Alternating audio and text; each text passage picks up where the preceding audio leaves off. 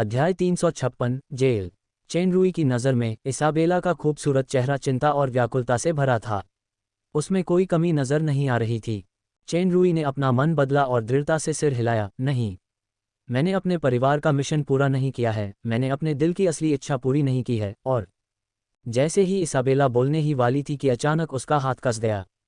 Chain रुई ने उसे पहले ही पकड़ लिया था, तभी उसकी दो ज्वलंत आंखें उसे घूरने लगीं। मैं अभी तक तुम्हारे लिए स्नो डालेट फूल तोड़ने पवित्र प्रकाश पर्वत पर नहीं गया हूँ, इसलिए मैं ऐसे कभी नहीं जाऊंगा।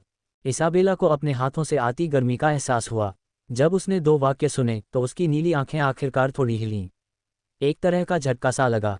चेन रुई को पहले ही आभास हो गया था कि कोई बाहर से तेजी से आ रहा है। उसका ध्यान भटक गया और उसने उसका हाथ कसकर पकड़ लिया और कहा, यानी असल में मैं।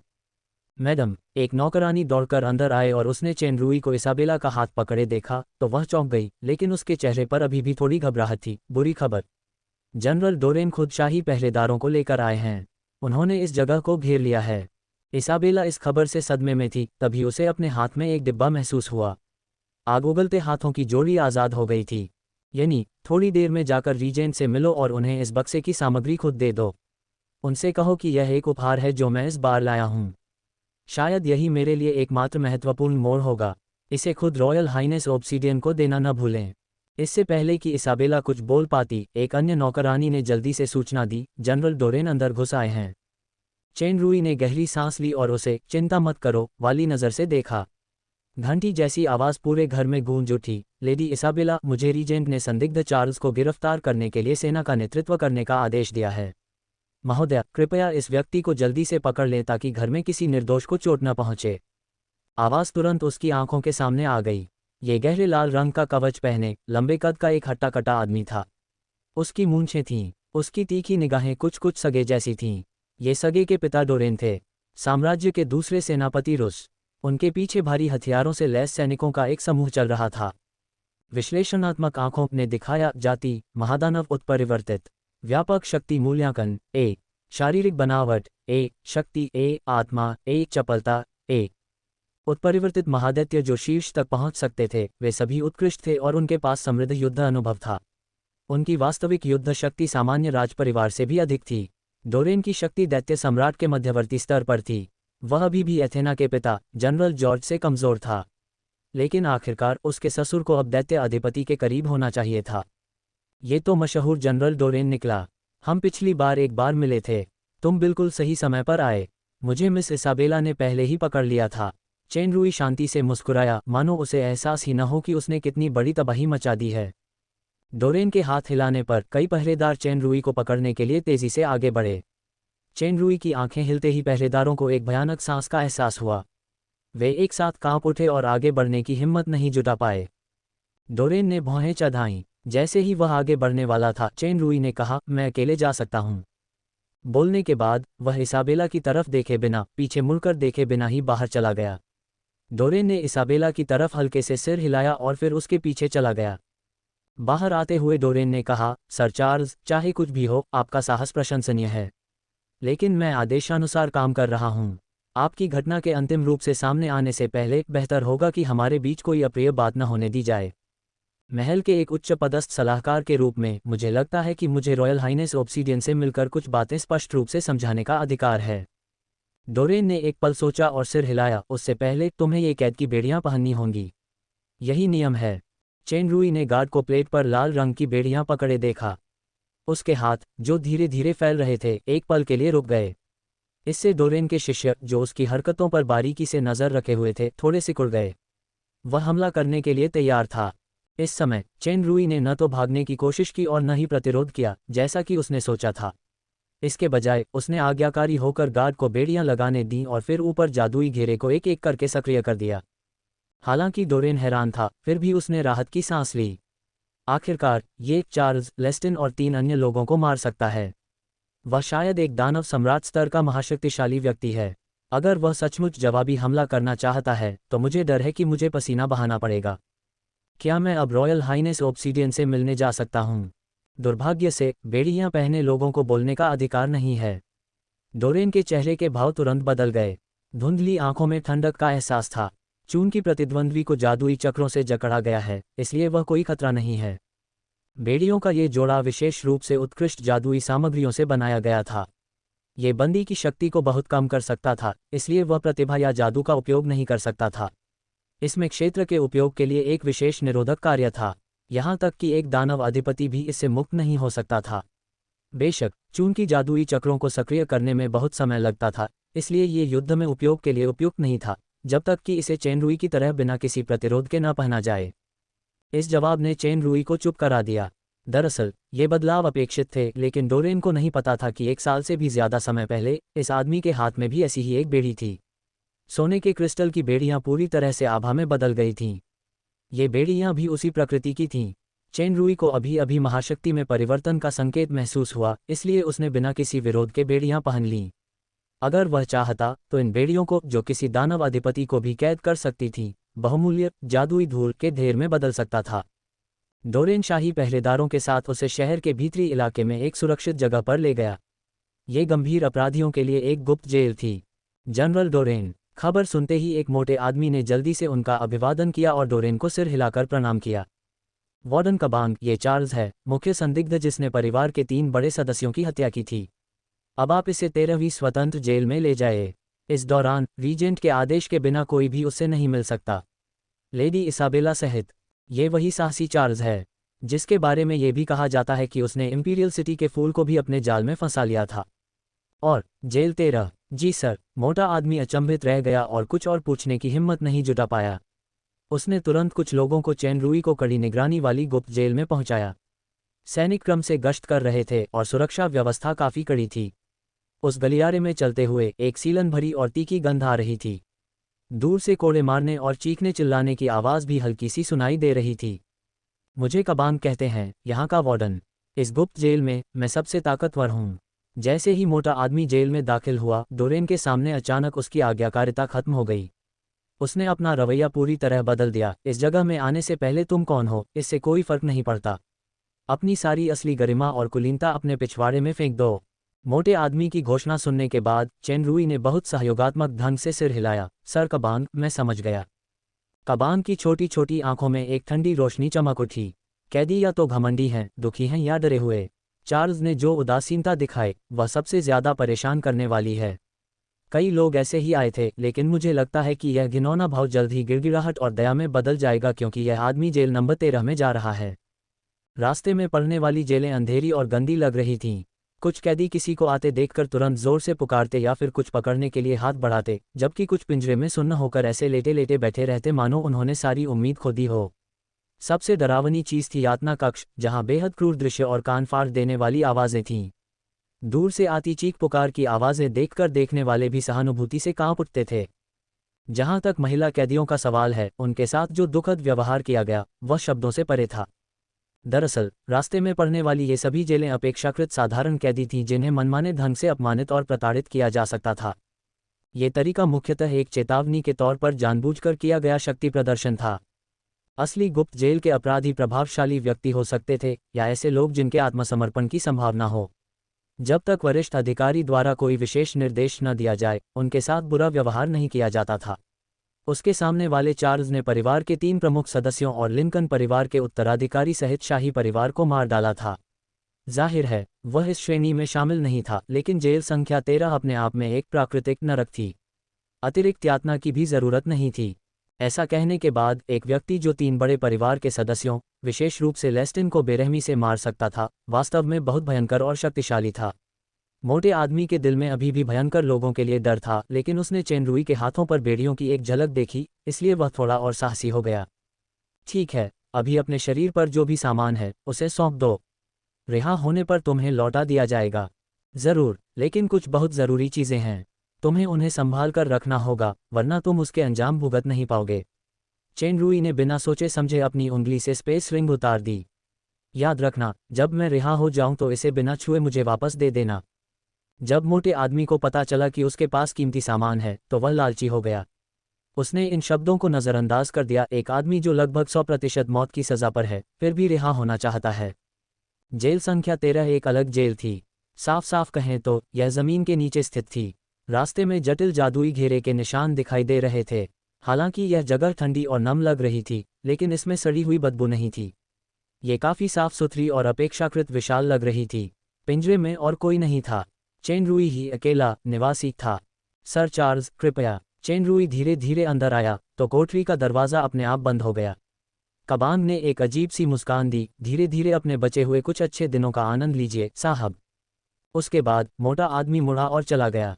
वह उस स्पेस रिंग में रखी चीज़ों को गिनने के लिए बेताब था जो उसे अभी अभी मिली थी। पिंजरे से एक अजीब सी रोशनी निकलने लगी। चेन रुई को लगा जैसे उसका शरीर डूब गया है। दरअसल अचानक उसका वजन दर्जनों गुना बढ़ गया। पता चला कि यह एक गुरुत्वाकर्षण पिंजरा था। हालांकि चेन रुई की शक्ति ज्यादातर बेड़ियों से बंधी हुई थी, फिर भी वह गुरुत्वाकर्षण प्रशिक्षण मैदान पर वर्षों से प्रशिक्षण ले रहा था। ये स्तर तो बस हवा की तरह था। अपना ध्यान घुमाने के बाद वह पालथी मारकर बैठ गया। जल्द ही सुपर सिस्टम से विष के आक्रमण की एक और चेतावनी मिली। ऐसा लग रहा था कि यह जेल 13 वाकई असाधारण था। हालांकि विष बस आभा की मात्रा बढ़ा रहा था।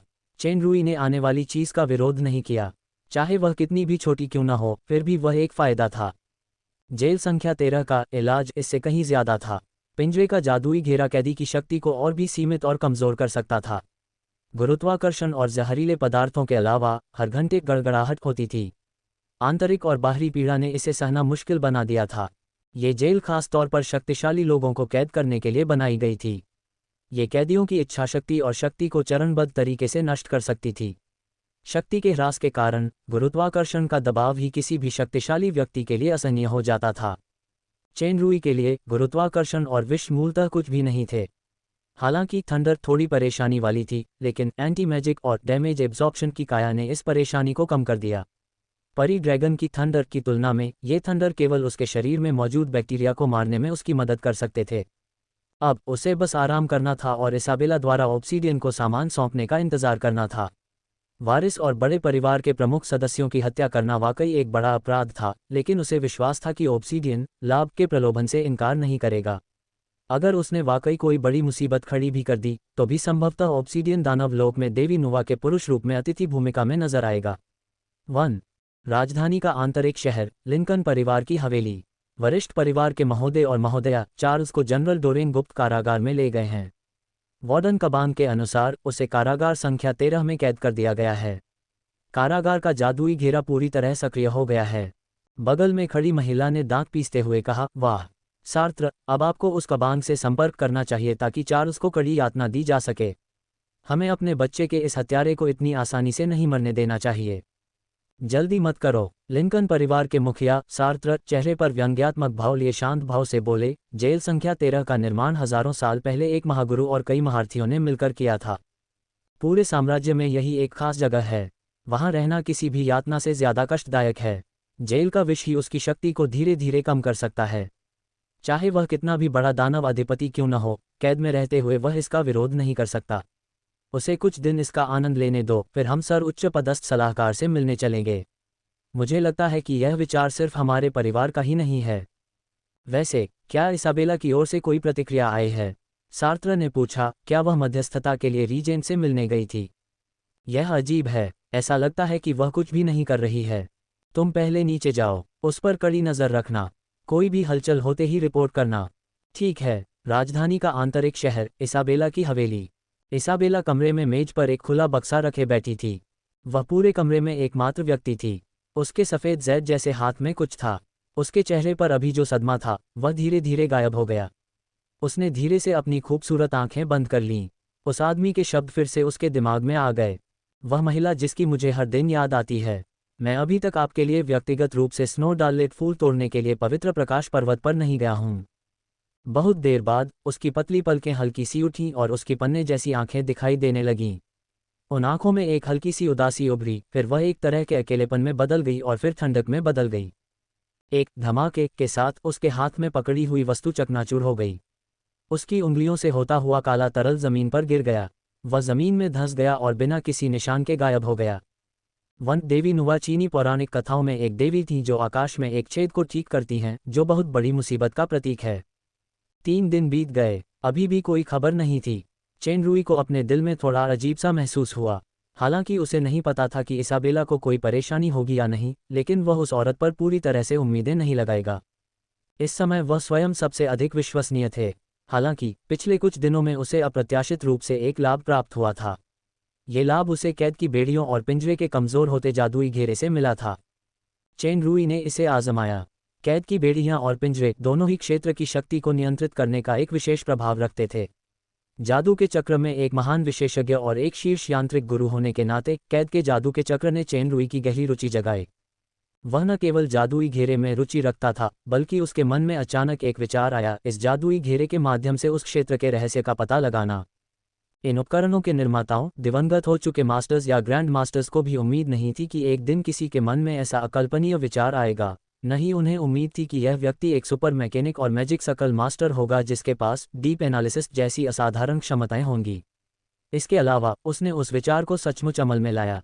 कठिनाइयों के बीच उन्हें आशा की एक झलक दिखाई दी। समस्या को दूसरे नज़रिए से देखने के बाद चेन रुई ने अप्रत्याशित रूप से कुछ ऐसे क्षेत्रों की खोज की जिनके बारे में उसने पहले नहीं सोचा था। बेशक जादुई चक्र और यांत्रिकी के ज्ञान ने इसमें अहम भूमिका निभाई। गहन विश्लेषण की प्रगति के साथ भले ही वह जटिल और गहन जादुई चक्र को पूरी तरह से न समझ पाया हो, लेकिन क्षेत्र का निष्कर्ष निकालना संभव लगने लगा था। इन कैद जादुई चक्रों के कारण चेन रुई अपने नए क्षेत्र बोध के साथ प्रयोग करने में असमर्थ था, लेकिन उसके पास एक सुपर सिस्टम था। वह प्रशिक्षण मैदान में किसी भी कौशल का उपयोग कर सकता था और वास्तविकता की तरह कोई समय और आवृत्ति सीमा भी नहीं थी। जब उसका शरीर थंडर बपतिस्मा के अनुकूल हो गया और प्रशिक्षण मैदान की स्थिति में प्रवेश कर गया, तो उसके बोध और उसकी अपनी समझ दोनों को मिलाकर चेन रुई का मूल रूप से स्थिर मैग्रेज अनुभव मूल्य अंततः लगातार बढ़ने लगा था। इन दिनों कुछ लोग उसके लिए खाना भी लाते थे। उसे पिंजरे के बाहर रखा जाता था। ये पिंजरा बहुत अजीब था। इसके अंदर एक गुरुत्वाकर्षण क्षेत्र था, लेकिन बाहर कोई एहसास नहीं था। चेन रुई को जहर का डर नहीं था, लेकिन उसे इन घिनौने खाद्य पदार्थों को खाने में कोई दिलचस्पी नहीं थी। उसके भंडारण गोदाम में बहुत सारा खाना था। हालांकि निगरानी से बचने के लिए वह आमतौर पर देर रात खाना खाता था।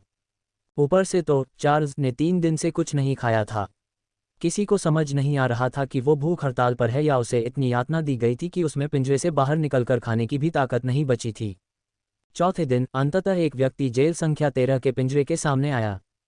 हालांकि यह एक अप्रत्याशित व्यक्ति था, सैन्य मामलों के मंत्री रोमेल। Sir Charles. चेन रुई की आंखें, जो बंद थीं, धीरे धीरे खुल गईं। उसने रोमेल की ओर देखा। मुझे खेद है कि सर को कष्ट सहना पड़ा। रोमेल के चेहरे पर हल्की मुस्कान थी। सर रोमेल, आप मेरा मजाक उड़ाने आए हैं। चेन रुई ने कुछ प्रयास के साथ कहा, मानो वह गुरुत्वाकर्षण के दबाव में शांत स्वर बनाए रखने की कोशिश कर रहा हो, लेकिन अपनी कमजोरी छिपा नहीं पा रहा था। रोमेल ने ये देखा और सिर हिलाते हुए कहा, मैं सर चार्ल्स की मदद करने आया हूँ। और मैं एक ऐसा तर्क लाया हूँ जिसका सर विरोध नहीं कर सकते। विरोध नहीं कर सकते? क्या सर चार्ल्स इस लानत जगह को छोड़ना नहीं चाहते? चेन रुई का स्वर तिरस्कारपूर्ण था। बड़े परिवारों के 3 सदस्य और शाही परिवार, खासकर लिंकन परिवार के उत्तराधिकारी, मेरे हाथों मारे गए। क्या आपको लगता है कि मैं अपनी मर्जी से जा सकता हूँ? शायद जिस समय मैं जाऊंगा उसी समय मेरी फांसी हो जाएगी। ठीक है, इसे दूसरे नज़रिए से देखते हैं। ये सच है कि लॉर्डन लिंकन परिवार का उत्तराधिकारी है, लेकिन उसे एक ऐसी महिला ने जन्म दिया था जिसका विवाह संपार्श्विक शाही परिवार में हुआ था, इसलिए वह भी फॉलन एंजल शाही परिवार की वंशावली का था।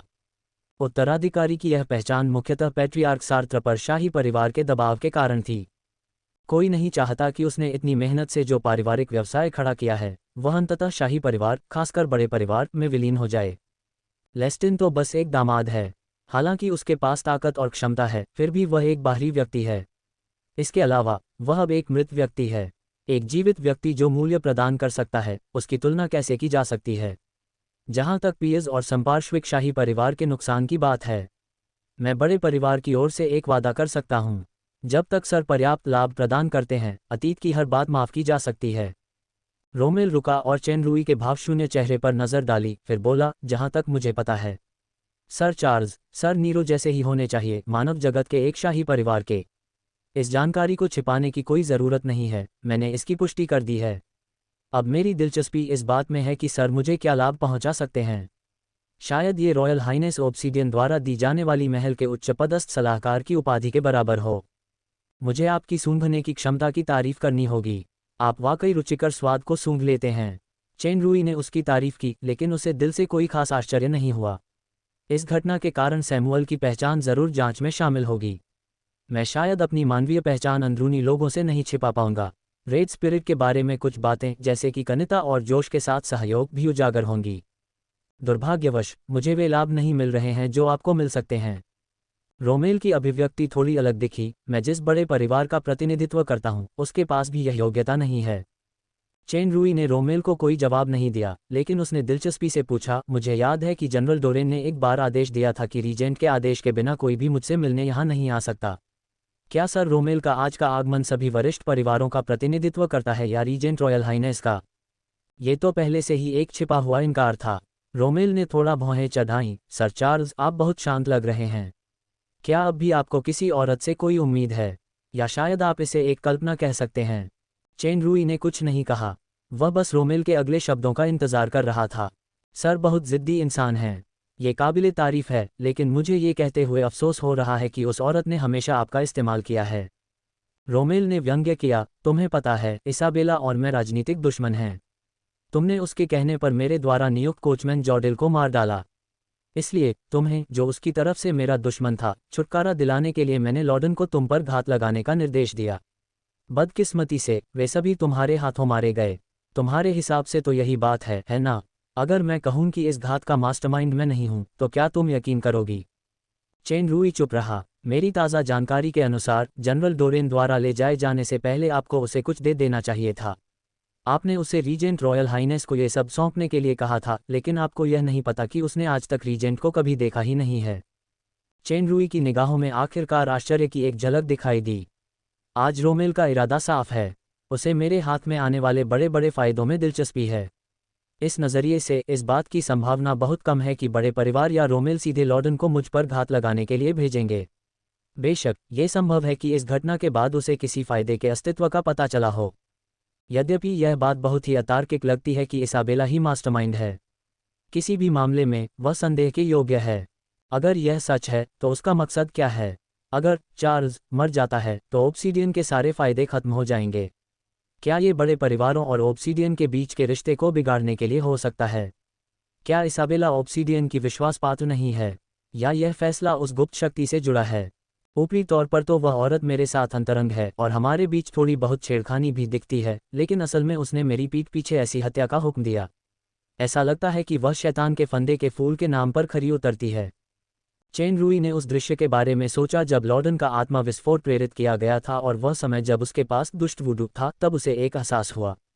रोमेल ने चेन रूई के चिंतनशील चेहरे को देखा, इसलिए उसने इसका फायदा उठाते हुए एक प्रस्ताव रखा। तुम्हारी मौजूदा स्थिति को देखते हुए मुझे तुम्हें धोखा देने की ज़रूरत नहीं है। जब तक तुम सहयोग करने के लिए राजी हो, हम वरिष्ठ परिवार और इस मामले के पीड़ित होने के नाते स्वाभाविक रूप से तुम्हें जवाबदेही से मुक्त कर सकते हैं। जब सच्चाई सामने आएगी तो उस क्रूर महिला को उसकी हकदार सज़ा मिलेगी, फिर तुम उसके साथ जैसा चाहो वैसा व्यवहार कर सकते हो। इस प्रस्ताव ने चेन रूई का मन थोड़ी देर के लिए अचानक बदल दिया। इसाबेला ओब्सीडियन के अधीन कैडर है और ओब्सीडियन पर हमेशा से ही वरिष्ठ परिवारों द्वारा प्रतिबंध लगाए गए हैं। अगर मैं वरिष्ठ परिवारों के साथ सहयोग करता हूं, तो इससे दोनों पक्षों के बीच कुछ टकराव हो सकता है। आगे चलकर यह ओब्सीडियन की स्थिति को हिला सकता है। हालांकि मानव जगत में मेरी पहचान और व्यवसाय मनगढ़ंत हैं। मैं वर्तमान में तथाकथित भारी लाभों का अग्रिम भुगतान कर रहा हूं। अभी फसल का समय नहीं आया है। इसके अलावा ओब्सीडियन मेरी योजना में सक्रियता का केंद्र है, इसलिए उसे बदला नहीं जा सकता। इसलिए मैं अभी वरिष्ठ परिवारों के साथ सहयोग नहीं कर सकता। साथ ही मुझे ओब्सीडियन के प्रति अपने दृढ़ संकल्प को साबित करने के लिए इसका उपयोग करना होगा। दरअसल जब तक इस मामले में ओब्सीडियन मेरे पक्ष में है, दोनों पक्षों के बीच संघर्ष पहले ही सुलझ सकता है। यही वजह है कि मैंने चारों लोगों को मारने के बाद लाशों को नष्ट नहीं किया। इस लक्ष्य को हासिल करने का एकमात्र तरीका ओब्सीडियन को एक बड़ा फायदा दिखाना है जो बड़े परिवारों के खिलाफ खुलकर खड़ा होने के लिए पर्याप्त हो। अफसोस की बात है कि मैं तुम पर विश्वास नहीं कर पा रहा हूं। चेन रूई को जब ये बात समझ में आई तो उसकी आंखें दृढ़ निश्चय लग रही थीं। उसने थोड़ा जोर से अपना हाथ उठाया और पिंजरे की ओर इशारा किया। भले ही तुम्हारी बात सही हो, भले ही। इस स्थिति में रोमेल की पुतलियां थोड़ी सिकुड़ गईं। सर चार्ल्स, यह मजाकिया नहीं लग रहा। हालांकि मैं हमेशा आपके साथ धैर्य रखता आया हूं। मेरे पीछे बैठे बुजुर्गों में इस समय सचमुच धैर्य की कमी है। आपको इस पर ध्यान से सोचना चाहिए। यह जिंदगी और मौत का सवाल है। चेन रूई ने बिना किसी हिचकिचाहट के जवाब दिया, मुझे लगता है कि मैंने इस पर बहुत अच्छी तरह से विचार कर लिया है। मैं इसमें कोई बदलाव नहीं करूंगा। सैन्य मामलों के मंत्री महोदय, इस गंभीरता और विषाक्त पदार्थों से भरे माहौल में आपसे बात करना बहुत मुश्किल है। कृपया मुझे अशिष्टता के लिए क्षमा करें। चेन रूई को अपने सामने आंखें बंद करते और अब बात नहीं करते देख रोमेल ने अपनी भौहें उठाईं। यह शायद सर ने आपके जीवन में लिया गया सबसे बुरा निर्णय है। रोमेल को जाते हुए सुनकर चेन रूई ने धीरे से अपनी आंखें खोलीं। रोमेल के आने से उसे इसाबेला पर और भी शक हो गया। बेशक उसने इस शैतान के फंदे वाले फूल पर कभी भरोसा नहीं किया था, लेकिन अब वह गुप्त जेल में चुपचाप इंतजार नहीं कर सकता था। उसे मौका ढूंढकर हमला करने की पहल करनी ही होगी। कैद के जादुई चक्र के निष्कर्ष के कारण रोमेल के आने से कुछ ही समय पहले उसे उस क्षेत्र का बोध एक बहुत ही महत्वपूर्ण क्षण में हुआ। वह उस पतली सी बाधा को कभी भी तोड़ सकता था।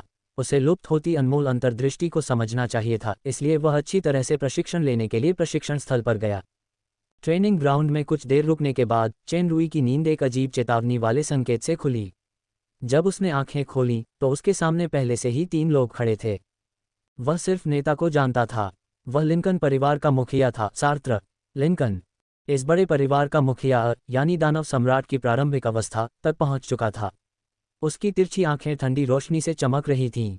बाकी 2 लोग, एक पुरुष और एक महिला, दोनों ही महादैत्य राजा स्तर की शक्ति के शुरुआती चरण में थे।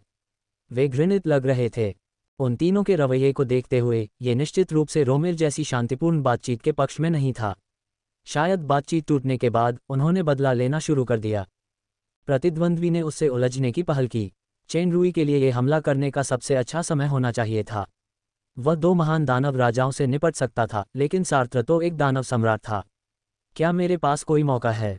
चार्ल्स, मुझे नहीं पता कि तुम और मेरे बेटे लॉर्डन में किस तरह की नफरत है। तुमने उसकी लाश को गायब करने के लिए कितना क्रूर तरीका अपनाया। सार्त्र ने विभत्स स्वर में कहा, ये 2 लोग लेस्टन की विधवा टेरेसा और पियर्स का भतीजा टोंट हैं। आज तुम इतनी आसानी से नहीं मरोगे। पिंजरे के सामने अचानक अजीब अजीब छवियां और आवाजें प्रकट होने लगीं। मुझे कहना चाहिए कि आपकी असफलता का कारण यह है कि किसी ने गलत जानकारी प्रदान की। इस बार किसी के द्वारा तुम्हारा इस्तेमाल किया जा रहा है। मैं लिंकन परिवार के साथ ज्यादा दुश्मनी नहीं बढ़ाना चाहता। मैं तुम्हें जाने दे सकता हूं, लेकिन पहले तुम्हें मुझे ये बताना होगा कि मेरा ठिकाना और मेरी जानकारी किसने दी। तुम्हें आकर मुझे मारने का आदेश किसने दिया? तभी एक चांदी जैसी रोशनी फूट पड़ी। ये वह दृश्य था जिसे चेन रूई ने उस दिन रिकॉर्डिंग पत्थर से रिकॉर्ड किया था। सार्त्र ने भौहें चढ़ाते हुए एक आश्चर्यचकित भाव प्रकट किया। तुम्हारे बेटे को मैंने नहीं मारा, बल्कि उसे दूसरों ने इस्तेमाल किया था और फिर उसमें किसी शक्ति को विशेष साधनों द्वारा आत्मविस्फोट के लिए प्रेरित किया गया। चेन रूई ने अपना सिर हिलाया। उसने टेरेसा और टोंट की ओर देखा। जहां तक लेस्टन और बाकी लोगों की बात है, मुझे उनसे कोई शिकायत नहीं है। चूंकि वे मुझे मारने आए हैं, इसलिए उन्हें मारे जाने के लिए तैयार रहना चाहिए। यही सबसे बुनियादी नियम है। सार्त्र अपनी सोच और सदमे से उबर चुके थे। उन्होंने ठंडे स्वर में कहा, मुझे नहीं पता कि तुमने अभी ये भ्रम कैसे पैदा किए, लेकिन भले ही तुमने लॉर्डन को नहीं मारा, लेकिन वह तुम्हारी वजह से मरा। तुम चाहे कितनी भी चतुराई से बात करो, तुम आज एक दुखद मौत से बच नहीं सकते। अगर तुम मुझे मारना चाहते हो तो मैंने तुम्हें आज्ञाकारी होकर ऐसा करने दिया है। चेन रूई उसका मजाक उड़ाना चाहता था, लेकिन सार्त्र से तर्क करने का कोई मतलब नहीं था उन 2 दुश्मनों की मौजूदगी में जो मौत की निगाहों से घूर रहे थे। बड़े परिवार इतने शक्तिशाली थे कि उन्हें तथाकथित सही गलत की जरा भी परवाह नहीं थी, भले ही वे ही अनुचित पक्ष क्यों न हों। इसके अलावा रोमेल की लाभ हानि की बातचीत अभी अभी टूटी थी। अब वह सारे अपराधबोध का स्रोत बन चुका था, इसलिए यह असंभव था कि वे आज हार मान लें। मुट्ठी ही असली तर्क है। कई बार मैं इस तर्क का उपयोग करने में हिचकिचाता हूं, लेकिन मुझे ये स्वीकार करना होगा। तुम्हें लगता है कि तुम आज मुझे मार सकते हो? चेन रूई ने उदासीनता से पूछा। दरअसल जब सार्त्र प्रकट हुए तो वे पहले से ही गुप्त रूप से अपनी शक्ति की तैयारी और समायोजन कर रहे थे। तुम लेस्टन, पियर्स और अन्य लोगों के संयोजन को हरा सकते हो, इसलिए तुम्हारी शक्ति दानव सम्राट के दायरे के बहुत करीब या यहाँ तक पहुँच जानी चाहिए। मैंने कई सालों से युद्ध नहीं किया है। अन्य समय में मुझे जीत का यकीन नहीं होता, लेकिन सार्त्र का शरीर भाप से सुलग रहा था और नंगी आंखों से दिखाई देने वाली एक हल्की लौ थी। उसने आत्मविश्वास से कहा, यह गुप्त जेल की जेल संख्या 13 है। एक ऐसे दुश्मन से लड़ना जो यहाँ 7 दिनों से रह रहा है और जिसने कुछ नहीं खाया है, मेरे जीतने की संभावना 100% है। अब मैं पूछना चाहता हूं कि क्या जेल से जादुई घेरा हटने के बाद भी तुम में मरने के लिए खड़े होने की ताकत है? मैंने ये पहले भी पूछा होगा, दोहरी या तेरी जासूस इसाबेला, उसका इरादा क्या था? और ज्यादा अराजकता फैलाना। सार्त्र बूढ़ा और चालाक था। एक हद तक ये लहजा एक तरह की मनोवैज्ञानिक चाल थी। उसे इस जेल नंबर 13 पर पूरा भरोसा था। यहाँ एक से ज्यादा दानव अधिपति कैद रह चुके थे। चार्ल्स जैसे दानव सम्राट की तो बात ही छोड़ दीजिए। हड्डियों को नष्ट करने वाला विशेष विष अकेले ही उसके शरीर की शक्ति को तेजी से नष्ट कर सकता था। थंडर का प्रभाव केवल यातना ही नहीं था, बल्कि उससे भी ज्यादा महत्वपूर्ण बात यह थी कि यह विष के फैलाव और क्षरण को तेज कर सकता था। उसके हाथों में पहनी गई विशेष कारावास की बेड़ियों के साथ यातना के किसी अतिरिक्त उपकरण की जरूरत नहीं थी। ये कहा जा सकता है कि इस बार सार्त्र की योजना अचूक होनी चाहिए। चिंता मत करो, तुम इंच इंच करके मरोगे, कतई जल्दी नहीं। इसके बावजूद सार्त्र ने अपनी सतर्कता कम नहीं की। हालांकि उन्हें यह नहीं पता था कि जेल 13 के विश्वसनीय होने की पूर्वधारणा के बाद वे पहले से ही अपनी सतर्कता कम कर रहे थे। उनके सामने दुश्मन दानव सम्राट नहीं था, बल्कि एक तरह से वह दानव सम्राट या दानव अधिपति से भी ज्यादा अकल्पनीय था। इस समय जेल में चमकते जादुई प्रतीक एक एक करके गायब होने लगे। ऐसा लग रहा था कि सार्त्र ने शायद उस मोटे वार्डन को रिश्वत दे दी थी। वह अपने सबसे बड़े दुश्मन को धीरे धीरे यातना देकर मार डालना चाहता था। क्या तुम्हारी नफरत उतनी ही गहरी है जितनी दिखती है? हालांकि लॉर्डन तुम्हारा बेटा है। मैंने रोमेल को कहते सुना कि तुमने उसे शाही परिवार के दबाव में उत्तराधिकारी बनाया क्योंकि भविष्य में लिंकन परिवार का शाही परिवार में विलय जरूर होगा। मैंने लॉर्डन को मार डाला, ये वही होना चाहिए जो तुम मन ही मन चाहती थी, है ना? अब मुझे तुम्हारे मृत बेटे के प्रति थोड़ी सहानुभूति हो रही है। सार्त्र ने नाक भान से कुड़ी, पर कुछ नहीं बताया। उसने मन ही मन रोमेल को कोसा। कुछ बातें अलिखित नियमों में होती हैं। कौन सा बड़ा परिवार बुरे तरीकों का इस्तेमाल नहीं करता? रोमेल ने यह बात चार्ल्स को भी बताई। वह ये बात उन दो विदेशी परिवारों की युवा पीढ़ी के सामने भी कहता है। उसके मन में एक तीव्र क्रोध उमड़ पड़ा। चेन रूई ने बाकी दोनों को सीधे व्यंग्यात्मक नजरों से देखा। इसी तरह तुम दोनों भी बदला लेने आए हो, लेकिन ये सिर्फ मेरे और रोमेल द्वारा प्रतिनिधित्व किए गए बड़े परिवार के बीच लाभों की बातचीत टूटने के बाद का बदला है। अगर मैंने शुरुआत में उससे वादा किया था तो तुम अब झूठी मुस्कान के साथ मेरी चापलूसी कर रहे होगे। और ऐसा नहीं होगा। एक ऐसी नफरत जिसे आसानी से लाभों के लिए बदला जा सकता है, क्या वह असली नफरत है? सार्त्र मूल रूप से चेन रूई को शब्दों से डराना चाहते थे, लेकिन अप्रत्याशित रूप से चेन रूई ने उन्हें भड़का दिया। उन्हें मन ही मन पता था कि अब वे उनसे बकवास नहीं कर सकते। इस समय जादुई घेरे पूरी तरह से बंद हो गए। गुप्त जादुई पिंजरे के खंभे स्वतः ही जमीन पर सिमटने लगे। हाथों में कैद की बेड़ियों के अलावा चेन रूई पर कोई पाबंदी नहीं थी। जादुई घेरे खत्म होने के बाद चेन रूई का शरीर थोड़ा नरम पड़ गया। ऐसा लग रहा था जैसे गुरुत्वाकर्षण हट जाने के बाद वह निढाल हो गया हो। सार्त्र ने उसे संभलने का कोई मौका नहीं दिया। उसका शरीर आग की लपटों से भर गया था। एक जोरदार मुक्का मारा गया। सार्त्र ने चेन रूई को कम नहीं आंका। उन्होंने तुरंत एक जोरदार प्रहार किया, जिससे प्रतिद्वंद्वी के बचे खुचे प्रतिरोध को जानबूझकर नष्ट कर दिया गया। जैसे ही सार्त्र की मुक्का चेन रूई के शरीर को छूने ही वाली थी, निशाना अचानक गायब हो गया।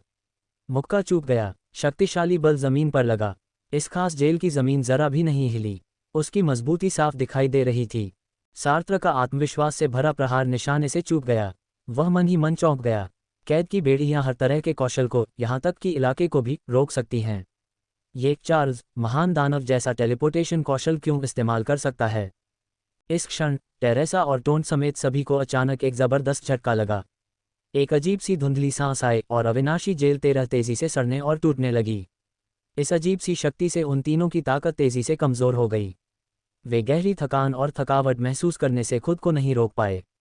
एक पल में उनके शरीर और आत्मा की उम्र बहुत बढ़ गई। मतिभ्रम। टेरेसा और टोंट ने एक साथ अपनी आंखें पोंछीं।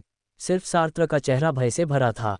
यह क्षेत्रीय शक्ति है। इसके अलावा मैं थोड़ा सा महसूस कर सकता हूं कि हालांकि यह क्षेत्रीय शक्ति कोई खास आश्चर्यजनक नहीं है, शायद इसलिए कि दुश्मन बहुत लंबे समय से कैद में है और उसकी शक्ति कम हो गई है, लेकिन इसकी गुणवत्ता यानी क्षेत्र का स्तर मेरी समझ से परे लगता है। सबसे चौंकाने वाली बात यह नहीं है, बल्कि यह है कि चार्ल्स जेल की बेड़ियां पहने हुए भी इलाके में घुसपैठ कर सकता है। ये तो अविश्वसनीय है। रुको, वे बेड़ियां जो एक दानव अधिपति को कैद कर सकती हैं, वे अचानक गायब क्यों हैं? क्या ये वार्डन कबान की जानबूझकर की गई चाल है, या डोरेन की, या फिर इस व्यक्ति की? सार्त्र को सोचने का वक्त ही नहीं मिला। वह जोर से चिल्लाया और तुरंत ही हाथ में एक लंबी तलवार लिए लड़ाकू रूप में बदल गया। तलवार पर जलती तेज लपटें एक भयानक विशाल जानवर में बदल गईं। वह चेन रूई की ओर झपटा। हालांकि यह विशाल जानवर उड़ते हुए नंगी आंखों से दिखाई देने वाली गति से कमजोर और धुंधला होने लगा। जब वह आखिरकार चेन रूई के पास पहुंचा तो उसके शरीर के चारों ओर दिखाई देने वाली पारदर्शी नीली ढाल ने उसे रोक दिया। ढाल कांप उठी। विशाल राक्षस के गायब होते ही ढाल बिखर गई। चेन रुई की आंखें चमक उठीं। ये पहली बार था जब उसने किसी राक्षस सम्राट के शक्तिशाली हमले का सामना करने के लिए ढाल का इस्तेमाल किया था। इसकी वजह सिर्फ यह नहीं थी कि ढाल की क्षति अवशोषण क्षमता में सुधार हुआ था, उससे भी ज्यादा महत्वपूर्ण बात यह थी कि यह उसका क्षेत्र था। ये पहली बार था जब उन्होंने जेल में प्रशिक्षण स्थल का प्रशिक्षण पास करने के बाद वास्तविक युद्ध में अपने क्षेत्र की जानकारी का प्रदर्शन किया था। शरद ऋतु, इसे शरद ऋतु क्षेत्र भी कहा जाता था। चेन रुई ने इस क्षेत्र को यही नाम दिया था। इसमें शूरा की नकारात्मक शक्ति का प्रभावी संयोजन था, जो दुश्मन की शक्ति को अवशोषित करके उसे अपने उपयोग में लाने से पहले उसे कमजोर कर सकती थी। हालांकि सौंदर्यबोध और प्रभावपूर्णता तक पहुंचने से बहुत दूर थे और समय सीमित था, फिर भी वह सुपर सिस्टम के साथ आने वाले गैलेक्सी क्षेत्र कौशल से अलग हो गया था। यह एक वास्तविक क्षेत्र था जिसका वह स्वतंत्र रूप से उपयोग कर सकता था। अब जाकर उसने मैग्रेज में सचमुच एक निर्णायक कदम उठाया था। पिछले कदमों की तुलना में उसे बस लड़खड़ाते हुए अन्वेषण ही माना जा सकता था। अब उसे सही दिशा मिल गई थी। अब से वह आगे बड़े कदम उठा सकता था। क्षेत्र का उपयोग करने का एहसास उस सुपर सिस्टम कौशल से बिल्कुल अलग था जिसमें आभा और स्टार पावर का इस्तेमाल होता था। ये पूर्ण नियंत्रण का एहसास था, मानो वह एक छोटी सी दुनिया का केंद्र हो। वह अपनी इच्छानुसार इस दुनिया के हर परमाणु की शक्ति को नियंत्रित कर सकता था। हालांकि वह अभी भी इस पर वास्तविक नियंत्रण पाने से बहुत दूर था। इस घटना से किनारे पर खड़े दो शुरुआती महादानव राजा स्तब्ध रह गए। उन्होंने कोने में शरद ऋतु क्षेत्र के प्रभाव का विरोध करने की पूरी कोशिश की। वे आगे बढ़ने की हिम्मत नहीं जुटा पाए। उनके हिसाब से ये पहले से ही उनके स्तर से ऊपर के वरिष्ठ शक्तिशाली लोगों की लड़ाई थी। सार्त्र उस भयावहता से उबर चुके थे। उन्हें इस क्षेत्र की विचित्रता का एहसास हो रहा था। उनकी लंबी तलवार से एक हल्की नीली रोशनी निकल रही थी जो उनके शरीर की लपटों में विलीन हो रही थी। ये तेजी से शून्य में एक अजीब सी दिशा में फैल रही थी। जेल में अजीबोगरीब बोल्टों का एक समूह लगातार फैल रहा था। इससे एक अत्याचारी शक्ति का आभास हो रहा था। हालांकि यह लगातार अवशोषित और कमजोर होता जा रहा था, लेकिन इन बोल्टों की गति अवशोषण की मात्रा से कहीं ज्यादा थी। पलक झपकते ही इसने पूरे क्षेत्र को जलमग्न कर दिया था। ये सार्त्र का तुरुप का पत्ता था, जलता हुआ वज्र। उन्होंने जादुई शक्ति और शारीरिक शक्ति का अभ्यास किया।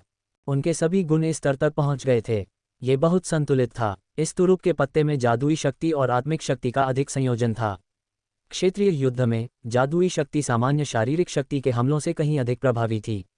सार्त्र को उम्मीद नहीं थी कि उनका तुरुप का पत्ता इस भयानक प्रतिद्वंद्वी को हरा देगा, लेकिन वह बस क्षेत्र में एक छेद खोजने का अवसर लेना चाहते थे। जब तक उन्हें एक छेद मिल जाता, वह अपने क्षेत्र का अधिकतम उपयोग कर सकते थे और अपने प्रतिद्वंद्वी को हरा सकते थे। हालांकि इस हमले का प्रभाव सार्त्र की कल्पना से कहीं अधिक था। क्षेत्र के संदर्भ में चेन रुई आखिरकार एक नौसिखिया ही था। ये पहली बार था जब उसने वास्तविक युद्ध में इसका इस्तेमाल किया था। उसे लगा कि वज्रों का ये समूह न केवल भयावह था, बल्कि सबसे ज्यादा परेशान करने वाली बात थी हस्तक्षेप शक्ति। इस वजह से वह क्षेत्र शक्ति को सफलतापूर्वक केंद्रित नहीं कर पाया।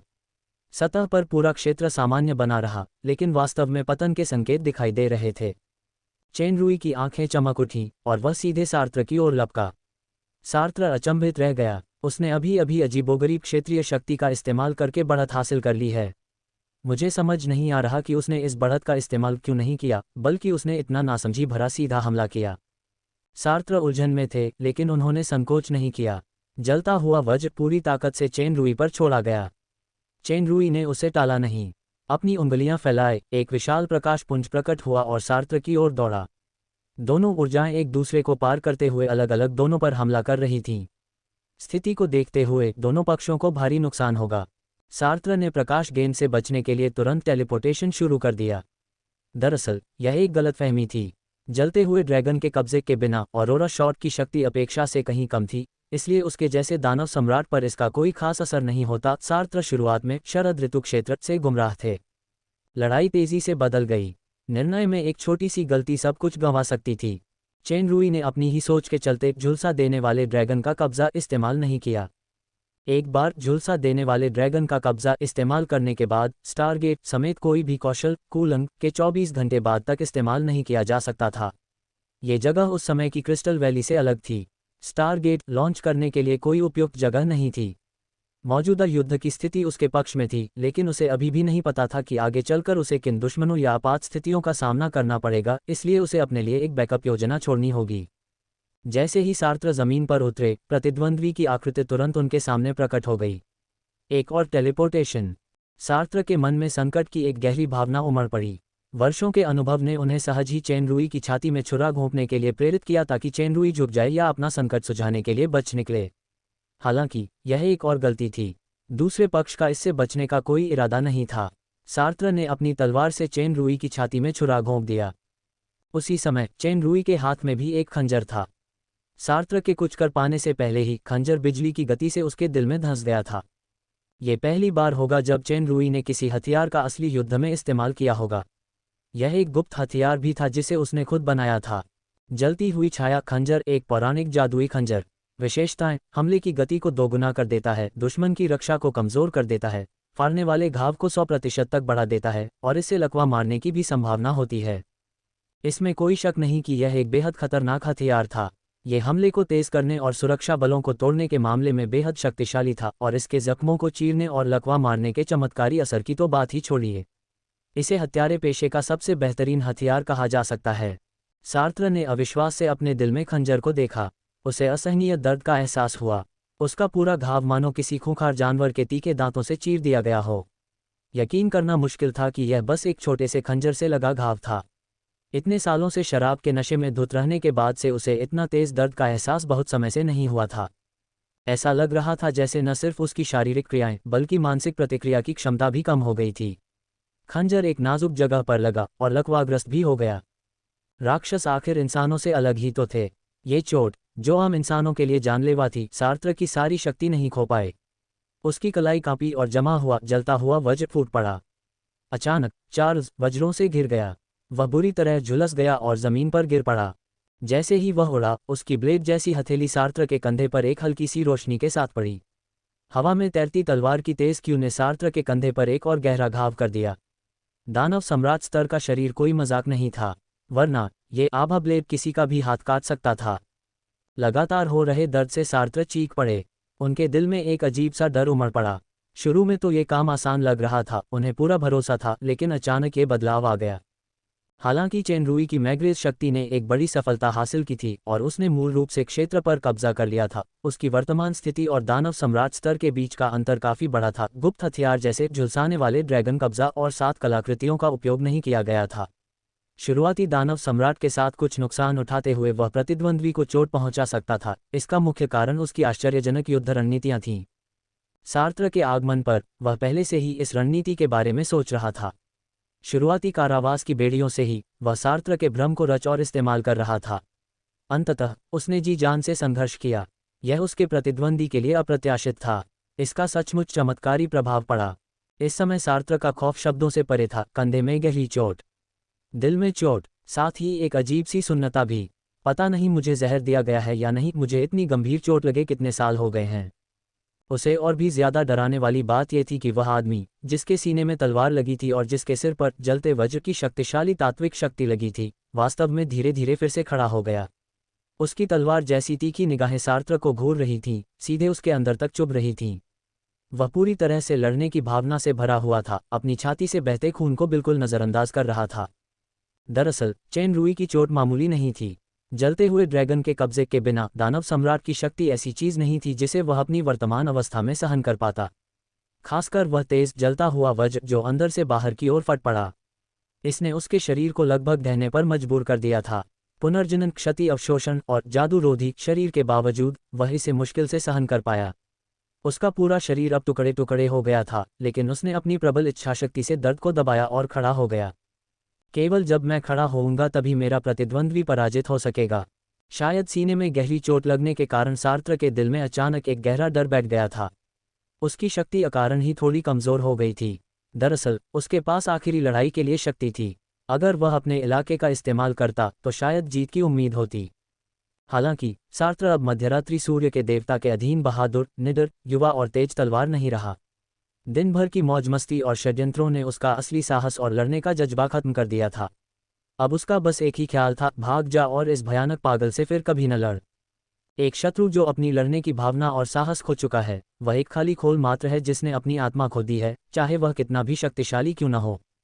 चेन रुई ने दूसरे पक्ष की कायरता देखी, इसलिए उसने दर्द को दबाने के लिए दांत पीस लिए। जैसे ही वह सार्त्र पर हमला करने की पहल करने ही वाला था, उसे अचानक एक चेतावनी का आभास हुआ। अपने हाथ की एक लहर से उसने पहले ही 2 मजबूत क्रॉसबो पकड़ लिए थे। वे जहरीले भी लग रहे थे। ये टेरेसा और टोंट की तरफ से आया था। चूंकि शरद ऋतु क्षेत्र अपनी रक्षा न कर पाने के कारण गायब हो गया था, इसलिए दोनों ने अपनी सामान्य शक्ति पुनः प्राप्त कर ली थी। टोंट ने देखा कि चेनरुई दानव सम्राट सार्त्र से लड़ रहा है और अभी अभी उसने स्पष्ट रूप से बढ़त हासिल कर ली है, इसलिए वह जानता था कि चेनरुई से लड़ने के लिए उसकी ताकत पर्याप्त नहीं है। चेनरुई की तीखी निगाहें अपनी ओर देखकर उसे डर लगा कि कहीं वह खतरे में न पड़ जाए। उसने झट से टेरेसा की ओर इशारा किया और चिल्लाया, ये वही है। टेरेसा के हाथ में एक जादुई क्रॉसबो था। उसकी छाती धड़क रही थी और उसका चेहरा तनाव और डर से भरा हुआ था, लेकिन उसकी आंखों में अभी भी थोड़ी नफरत थी। चेनरुई ने अचानक भौहें चढ़ाईं और सिर घुमाकर देखा कि सार्त्र इस अनमोल मौके का फायदा उठाकर बेतहाशा जेल के फाटक तक पहुंच गया है। फिर उसने कुछ बटन दबाए और जेल का फाटक धीरे धीरे बंद होने लगा। दानव सम्राट की गति इतनी तेज थी कि चेनरुई उसे पकड़ नहीं पाया। केवल टोंट ही जल्दी से दौड़ा। उसने जोर से सार्त्र से दरवाज़ा खोलने की विनती की, लेकिन सार्त्र इस समय इतनी परवाह कैसे कर सकता था। उसने गियर को फिर से सक्रिय करना जारी रखा। कई दरवाज़ों के बंद होने की आवाज़ें आ रही थीं। हालांकि कैद का पिंजरा फिर से काम करने लगा था, लेकिन पूरी स्वतंत्र जेल संख्या 13 को कसकर बंद कर दिया गया था। यह एक बड़े पिंजरे के बराबर था। अरे नहीं, टोंट लगभग गिर ही पड़ा।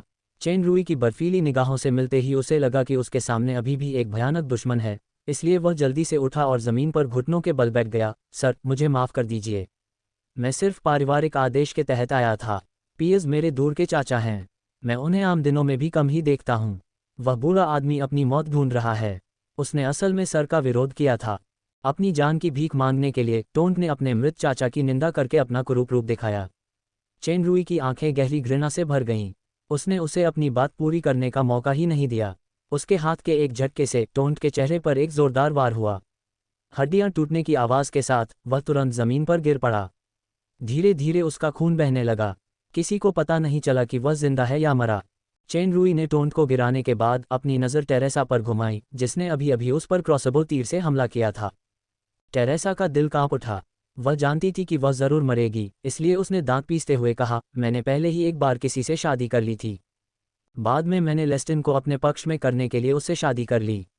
हमारे बीच कोई स्नेह नहीं था।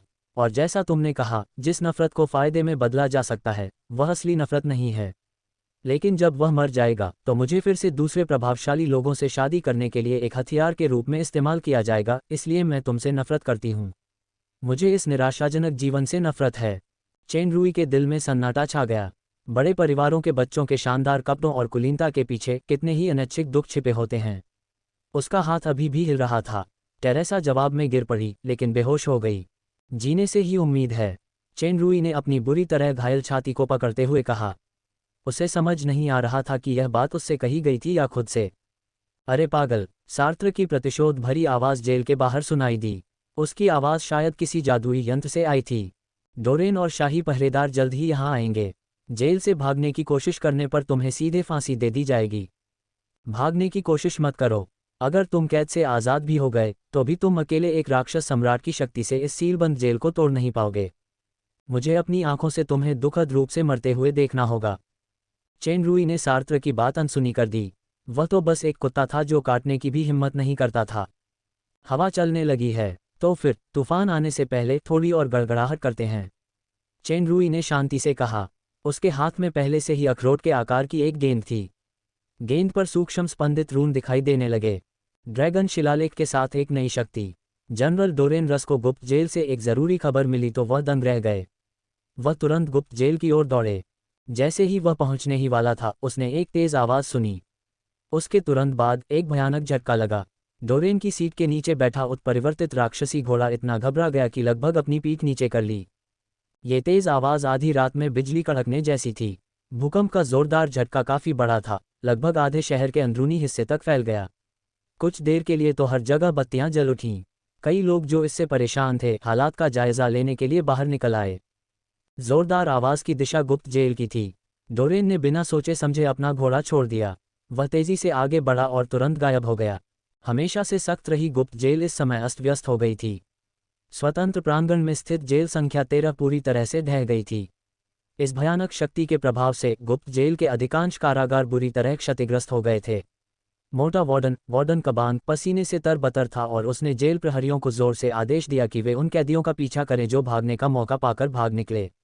हालांकि सबसे बड़े कैदी के लिए किसी ने भी आगे बढ़कर मौत को दावत देने की हिम्मत नहीं की।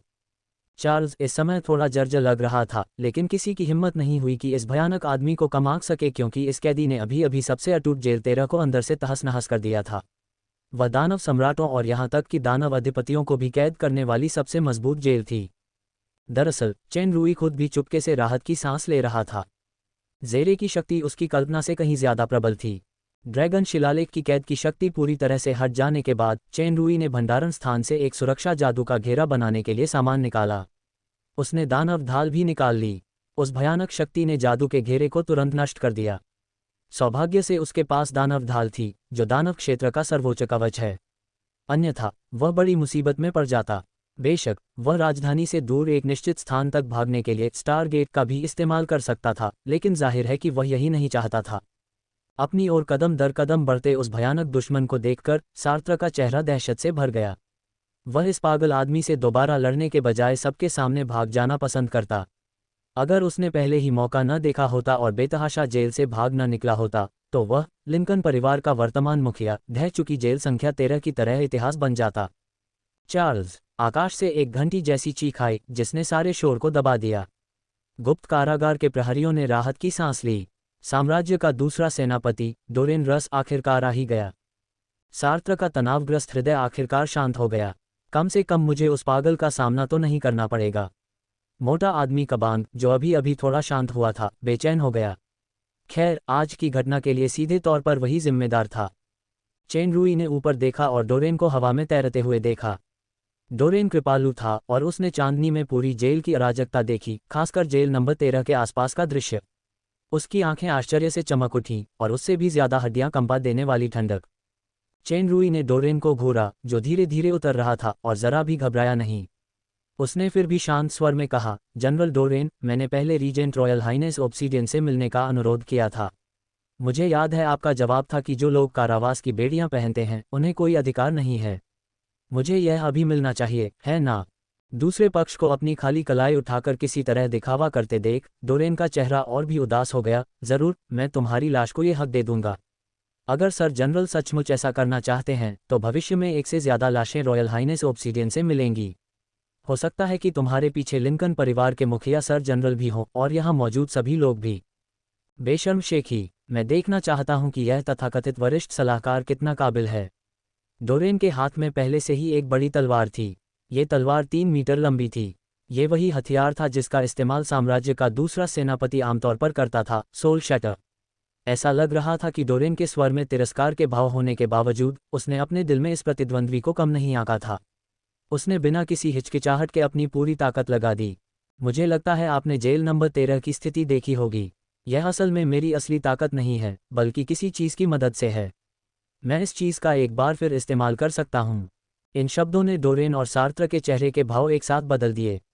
भले ही दानव सम्राट की शक्ति कैद न हो, वह निश्चित रूप से जेल 13 को नष्ट करने में असमर्थ है। एक साधारण दानव अधिपति भी ऐसा नहीं कर सकता। चार्ल्स की शक्ति शायद दानव अधिपति के दायरे तक नहीं पहुंची है। वह जेल 13 को नष्ट करने में सक्षम होने का कारण किसी जादुई वस्तु का उपयोग रहा होगा, जिसे चार्ल्स ने स्वयं स्वीकार किया है। हालांकि उस वस्तु का एक बार फिर इस्तेमाल किया जा सकता है। ये खुली जगह जेल 13 नहीं है। अगर पिछली वाली की शक्ति को सचमुच विस्फोट करने दिया गया तो इस क्षेत्र में सभी का सफाया हो जाएगा। सर जनरल का मानना है कि अब मुझमें ये क्षमता है। मैं कुछ भी बुरा नहीं कहना चाहता। मेरी बस एक ही विनती है कि आप तुरंत रॉयल हाइनेस ऑब्सीडियन से मिलें। चेन रुई ने जानबूझकर अपने शब्दों पर किसी तरह की शक्ति का इस्तेमाल किया जिससे वे दूर दूर तक फैल गए। क्या तुम मुझे धमका रहे हो? डोरेन ने अपनी तलवार लहराई और चेन रुई की ओर इशारा किया। उसके मुंह से एक जोरदार सांस निकली। उसके पीछे खड़े सार्त्र भी पीछे हटने से खुद को रोक नहीं पाए। मैं तुम्हें सचमुच धमकी दे रहा हूं। चेन रुई ने हाथ में एक वस्तु लेकर व्यंग्य किया। जब तक मैं अपनी पूरी ताकत से इसे कुचलता रहूंगा तब तक अभी जो विस्फोट हुआ है वह कई गुना ज्यादा तीव्रता से फिर से सक्रिय हो जाएगा। शायद भीतरी शहर का आधा हिस्सा और यहाँ तक कि महल भी प्रभावित होगा। आप शाही रक्षकों के सर्वोच्च सेनापति हैं और राजधानी की सुरक्षा के लिए आप जिम्मेदार हैं। एक बार जब इतना गंभीर परिणाम घटित हो जाता है तो जिम्मेदारी से बचना मुश्किल है, भले ही आप मेरे साथ मर जाएं। तब तक आपके परिवार को कम से कम निर्वासित कर दिया जाएगा। डोरेन अचंभित रह गया। चार्ल्स सही कह रहा है। अगर वह भयानक वस्तु सक्रिय हो गई और मैं यहीं मर गया तो रस परिवार, जिसने अपनी शरण खो दी थी, विलुप्त हो सकता है। मेरे बेटे सगे और कैरन परिवार के बीच की दुश्मनी ही भयानक बदला लेने का कारण बनेगी। अब कृपया किसी को तुरंत महल में सूचना देने के लिए भेजिए। उन्हें मेरे अनुरोध के बारे में बताइए। चेन रूई ने ठंडे स्वर में कहा, यह आखिरी बार है जब मैं कृपया शब्द का प्रयोग कर रहा हूं। दरअसल तथाकथित गुना परिमाण सिर्फ झांसा था। चेन रूई के पास जेरे भी नहीं था, लेकिन वह जानता था कि डोरेन जुआ खेलने की हिम्मत नहीं करेगा और वह ऐसा करने का जोखिम भी नहीं उठा सकता था। डोरेन के माथे पर हरी नसें कुछ देर के लिए जरूर उभरी, लेकिन धीरे धीरे उसकी ताकत बढ़ती गई। ये देखकर चेन रूई के चेहरे पर एक हल्की सी मुस्कान आ गई। आधे घंटे बाद चेन रूई महल के बगल वाले हॉल में प्रकट हुआ। उसके सामने सिर्फ एक ही व्यक्ति था, साम्राज्य का सर्वोच्च शासक, रीजेंट ऑब्सीडियन। ऑब्सीडियन, जिसे विस्तृत रिपोर्ट प्राप्त हुई थी, ने भौहें चढ़ाईं और बिना कुछ कहे उस मानव को देखा। चेन रूई ने ऑब्सीडियन की जांच पड़ताल भरी निगाहों को शांति से स्वीकार किया। उसने कहा, मैंने लिंकन परिवार के उत्तराधिकारी, बड़े परिवार के 2 महत्वपूर्ण सदस्यों और शाही परिवार के एक सदस्य को मार डाला। मैंने गुप्त जेल की 13वीं जेल को भी नष्ट कर दिया। रीजेंट रॉयल हाइनेस, क्या आप कुछ कहना नहीं चाहते? ऑब्सीडियन ने अपनी भौहें और भी कस लीं। थोड़ी देर बाद उसने जवाब दिया, चार्ल्स तुम्हें ही कुछ कहना चाहिए। चेन रूई ने सुना कि ऑब्सीडियन ने सर की उपाधि छोड़ दी है, इसलिए उसने अपना सिर हिलाया। मुझे क्या कहना चाहिए?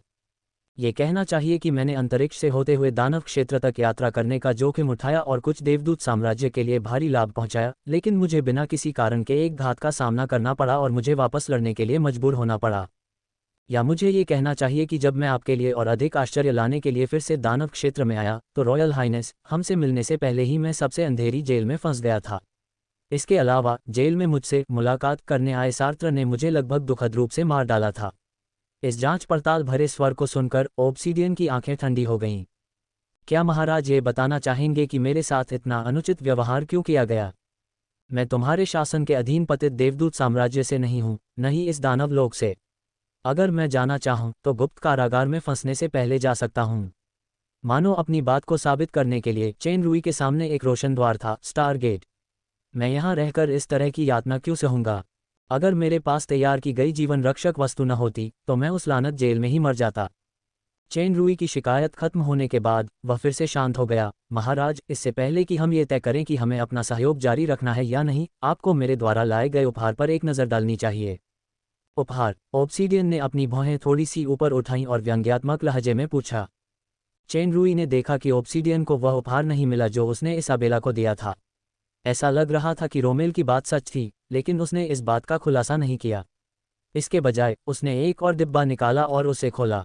वह धीरे धीरे उसकी शक्ति के नियंत्रण में ऑब्सीडियन की ओर बढ़ने लगा। ऑब्सीडियन ने अपना हाथ बढ़ाया। डिब्बा लेने का उसका कदम सामान्य लग रहा था, लेकिन उसमें वास्तव में जबरदस्त ताकत थी।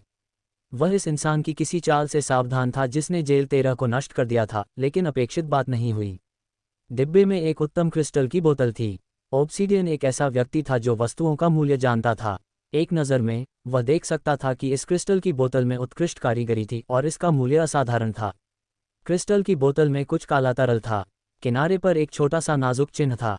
जब ऑब्सीडियन की नज़र साइन पर लिखे शब्दों पर पड़ी तो उसकी नज़र अचानक जम गई। साइन पर केवल 2 शब्द थे, पुनरुत्थान औषधि। यह एक काला औषधि है।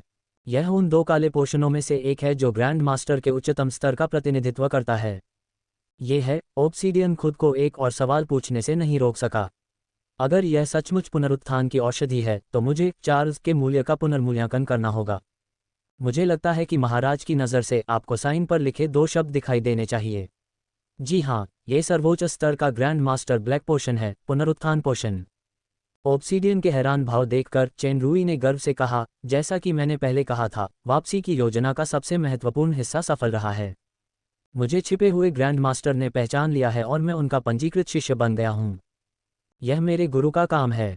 ये वह उपहार भी है जो मैं इस बार आपके लिए लाया हूँ। मैं ये बताना भूल गया कि हमारी मानव दुनिया में केवल एक ही फार्मास्यूटिकल ग्रैंड मास्टर है। वह लाइट डिविनिटी टेम्पल के आर्क बिशप पवारो हैं। हालांकि पवारो केवल 2 अनंत औषधियाँ, अनंत मन और अनंत शक्ति ही उत्पन्न कर सकते हैं। हालांकि मेरे गुरु सुनसिमियाओ अज्ञात हैं, वे एक सच्चे ग्रैंड मास्टर हैं जो उच्चतम स्तर पर पहुंच चुके हैं। पवारो को उनके सामने केवल एक प्रशिक्षु ही माना जा सकता है। हालांकि चेन रुई ने यह कहा था, वह गुप्त रूप से दूसरी दुनिया के तांग राजवंश के औषधि राजा अमर सूर्य से प्रार्थना कर रहा था। शिष्य ने अब आपकी ख्याति दूसरी दुनिया में फैला दी है। कृपया चेन रुई को आशीर्वाद दें। मैंने उस समय ऑब्सीडियन से कहा था कि योजना में सबसे महत्वपूर्ण बातों में से एक एकांतप्रिय महागुरु का पूर्ण समर्थन प्राप्त करना है। अगर मैं सफल होता हूं, तो कैंपलॉट परिवार के वित्तीय संसाधनों के साथ मैं अपने पिता लेक्स द ग्रेट की स्वीकृति प्राप्त करना चाहता हूं। सिंहासन के आगे भी लोभ करना असंभव नहीं है। इस वजह से ऑब्सीडियन ने जानबूझकर नीरो से, जो खुद एक इंसान था, काले पोषण के बारे में पूछा। चेन रुई वाकई सही था। इंसानी दुनिया में सिर्फ लाइट डिविनिटी टेम्पल का आर्कबिशप ही 2 शाश्वत पोषण बना सकता था। नीरो ने तथाकथित एकांतप्रिय महागुरु के बारे में कभी नहीं सुना था, इसलिए ऑब्सीडियन हमेशा चार्ल्स की योजना पर शक करता रहा, तब भी जब चेन रुई 1 अरब काले क्रिस्टल सिक्के वापस लाया था।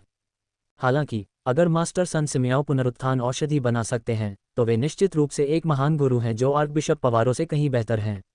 इसलिए स्वाभाविक रूप से शेष शाश्वत औषधियों, यानी असली काली औषधियों के लिए यह कोई समस्या नहीं होनी चाहिए।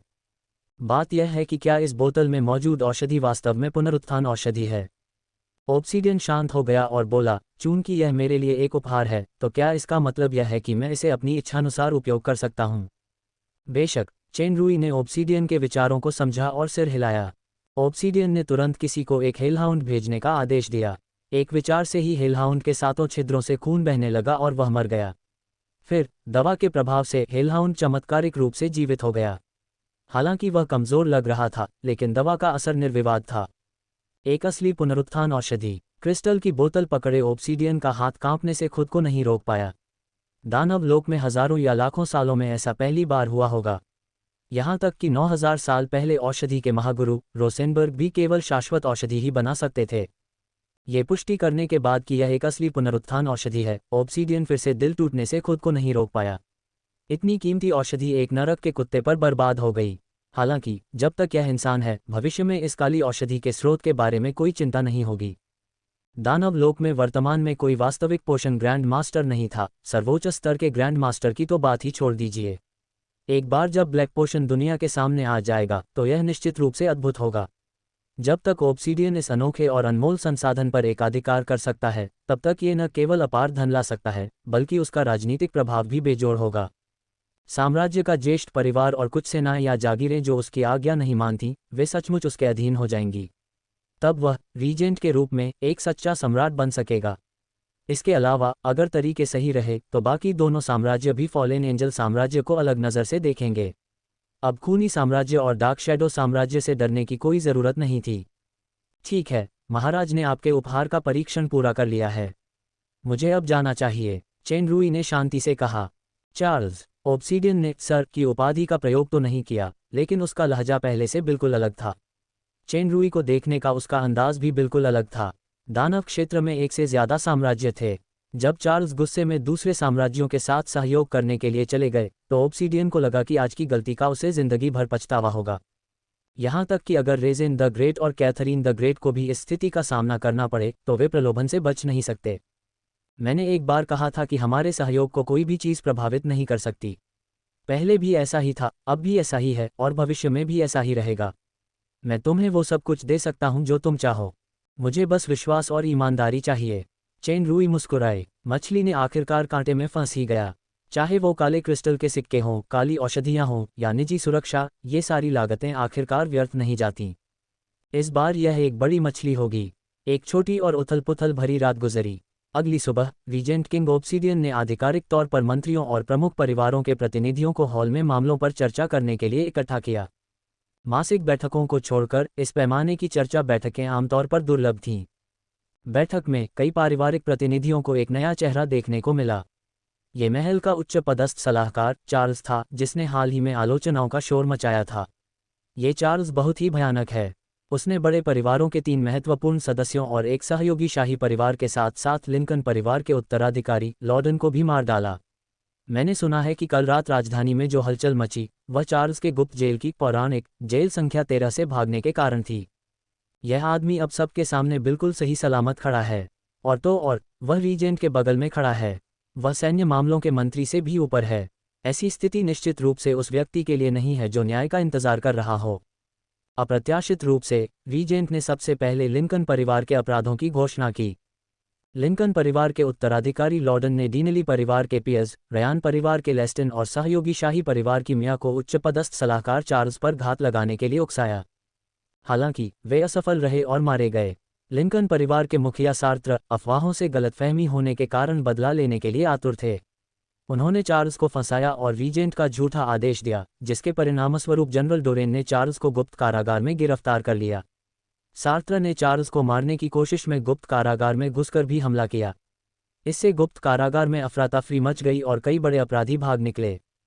महल का उच्च पदस्थ सलाहकार शाही परिवार का एक विशिष्ट अतिथि था। वह शाही परिवार की गरिमा का प्रतिनिधित्व करता था। लिंकन परिवार द्वारा किए गए अपराधों में बहुत ही दुर्भावनापूर्ण षड्यंत्र थे। ये लगभग अक्षम्य था, लेकिन चूंकि उन्होंने इन वर्षों के दौरान साम्राज्य में बहुत बड़ा योगदान दिया था, इसलिए उन्हें कानून से छूट दी गई। दंड इस प्रकार थे: लिंकन परिवार की आधी संपत्ति जब्त करना, वरिष्ठ परिवारों की उपाधियां रद्द करना, कुलपति सार्त्र को उकसाने वाले कई वरिष्ठों को फांसी देना और सार्त्र को पश्चाताप करने के लिए घर के बंद दरवाजों के पीछे 1 साल बिताने का आदेश देना।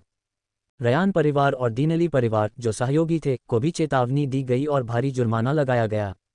हालांकि बड़े परिवारों के गुट के मंत्रियों ने इसका विरोध किया। बड़े परिवारों के कई प्रतिनिधियों ने भी कड़ा विरोध किया और गुस्से में बैठक छोड़कर चले गए, लेकिन ओब्सीडियन ने न तो उन्हें शांत किया और न ही समझौता किया, जैसा कि वह हमेशा करते थे। इसके बजाय उन्होंने मूल सजा पर दृढ़ता से कायम रखा। उन्होंने यहाँ तक कहा कि अगर तीनों परिवार इस सजा को स्वीकार करने से इनकार करते हैं तो इसे बलपूर्वक लागू किया जाएगा। कई मंत्रियों और परिवार के प्रतिनिधियों की नज़रें ओब्सीडियन के बगल में शांत बैठे चार्ल्स पर टिकी थीं। उन्हें समझ नहीं आ रहा था कि उसने किस तरीके से रीजेंट रॉयल हाइनेस को बड़े परिवारों पर इतनी निर्णायक कार्रवाई करने के लिए राजी किया। खैर, चार्ल्स इस समय एक बेहद पसंदीदा व्यक्ति ही होगा। कई लोग पहले से ही इस उच्च पदस्थ सलाहकार के करीब आने का रास्ता तलाश रहे थे। इसाबेला चुपचाप वित्त मंत्री लेगू करोन के बगल में खड़ी रही। उसने चेन रूई की तरफ नहीं देखा, वह बस चुपचाप जमीन को देखती रही। ये देखकर कि अब कोई ओब्सीडियन के फैसले को रोक नहीं सकता, रोमेल ने आंखें घुमाईं और सहमति जताई। लिंकन परिवार ने इस बार सचमुच एक बहुत बड़ा अपराध किया है। मेरा मानना है कि इस घटना के बाद चीफ सार्त्र सबक सीखेंगे और भविष्य में योगदान देंगे। उन्हें वरिष्ठ परिवारों में लौटने की अनुमति मिलनी चाहिए। रोमेल को सैन्य मामलों का मंत्री बनाने के लिए कई बड़े वरिष्ठ परिवारों का समर्थन प्राप्त था। एक तरह से वह अधिकांश वरिष्ठ परिवारों का प्रतिनिधित्व कर सकते थे। ये कथन निस्संदेह लिंकन परिवार को त्यागने के समान था। सार्त्र को गहरा सदमा लगा।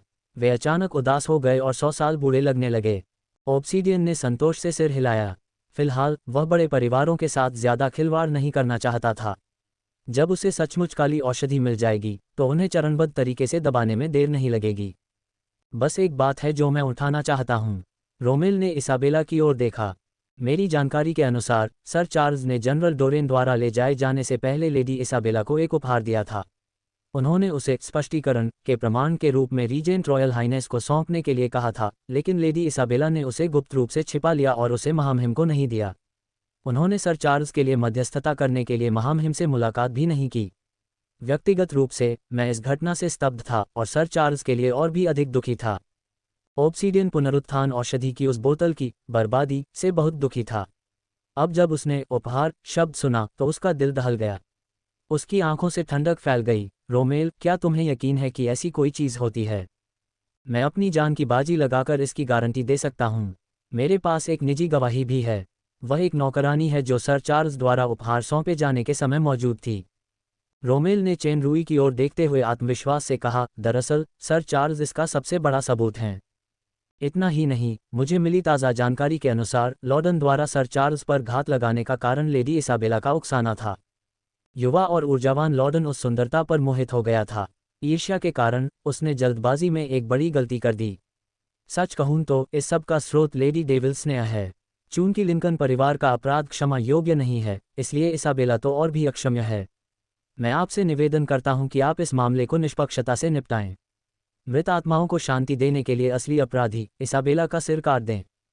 जब अधिकारियों ने ये सुना तो अचानक फुसफुसाहटें गूंज उठीं। अगर रोमेल की बात सच है तो राजधानी का ये फूल मौत से बच नहीं पाएगा।